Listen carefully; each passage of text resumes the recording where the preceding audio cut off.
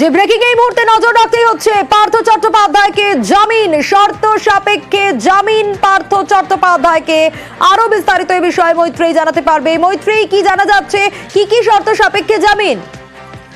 দেখো, বিচারপতি সূর্যকান্ত এবং বিচারপতি উজ্জ্বল ভূঁইয়ার বেঞ্চ আজকে শর্ত সাপেক্ষে পার্থ চট্টোপাধ্যায়কে ইডি মামলায় জামিন দেওয়ার সিদ্ধান্ত নিয়েছেন, কিন্তু সেখানে বেশ কিছু শর্ত আরোপ করা হয়েছে।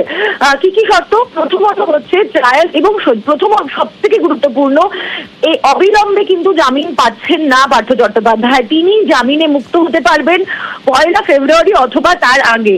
সেটা কিভাবে সম্ভব? ট্রায়াল কোর্ট, যেখানে এই মামলার তদন্ত হচ্ছে, সেই ট্রায়াল কোর্টকে নির্দেশ দেওয়া হয়েছে চার্জ ফ্রেমিং এর জন্য, এবং সেটা শীতকালীন যে ভ্যাকেশন আছে আদালতের, সেই ভ্যাকেশনের আগে অথবা 31 ডিসেম্বরের আগে সেই চার্জ ফ্রেমিং করতে হবে।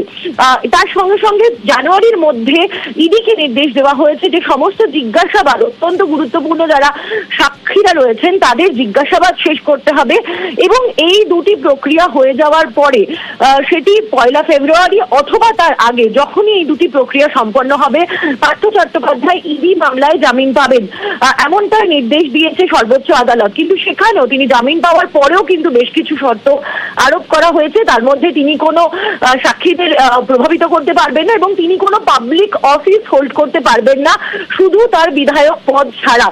এই সমস্ত নির্দেশ আরোপ করেছে। আমরা দেখেছি সর্বোচ্চ আদালতে ইডি মামলায় বিস্তারিত সওয়াল জবাব চলেছে। একদিকে পার্থ চট্টোপাধ্যায়ের হয়ে মৈত্রী, একটু সঙ্গে থাকো। আইনজীবী অনির্বাণ গুহ ঠাকুরতার সঙ্গে আমরা ইতিমধ্যেই যোগাযোগ করতে পেরেছি। আপনাকে স্বাগত জানাবো নিউজ 18 বাংলা। এবং এই গোটা বিষয়টা একটু আপনার কাছ থেকে জানতে চাইবো। পার্থ চট্টোপাধ্যায়কে যে শর্ত সাপেক্ষে জামিন, 1 ফেব্রুয়ারি ইডি কেসে জামিন পাবেন পার্থ চট্টোপাধ্যায়। হ্যাঁ, মানে দেখুন, এটা একটা আমরা আমাদের অনেক পরিশ্রম আজকে সফল হয়েছে। আমি অসংখ্য ধন্যবাদ জানাই মহামান্য সুপ্রিম কোর্টকে, এবং সেখানে একটা অত্যন্ত সুন্দর এই অর্ডার, মানে এটা খুব they wanted to strike a balance between the entire situation. এবং ওখানে একটা আপনি দেখবেন সেই শর্তগুলো বেশিরভাগ শর্তই কিন্তু এনফোর্সমেন্ট ডিরেক্টরেটকে ত্বরান্বিত করার, কেস ত্বরান্বিত করার জন্য শর্ত দিয়েছে। কারণ বারবার সুপ্রিম কোর্ট সন্দিহান হয়েছেন যে এই মামলাগুলো তদন্তের নামে বহুদিন বহু মানুষ আটকে থাকেন।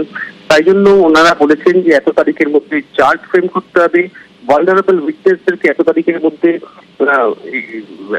তাদের এভিডেন্স গ্রহণ করতে হবে, এবং সবকিছু পরে ওনারা বলেছেন যে 1 February he shall be released on bail by the trial court.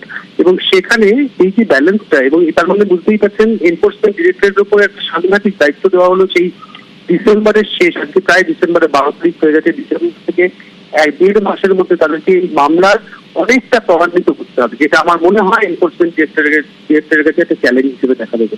তো আমি প্রণাম জানাই মহামান্য এই আদালতকে, টেম্পল অফ জাস্টিসকে, এবং অসংখ্য ধন্যবাদ। ধন্যবাদ জানাবো আপনাকে। কথা বলছিলাম আইনজীবী অনির্বাণ গুহ ঠাকুরতা ছিলেন আমাদের সঙ্গে।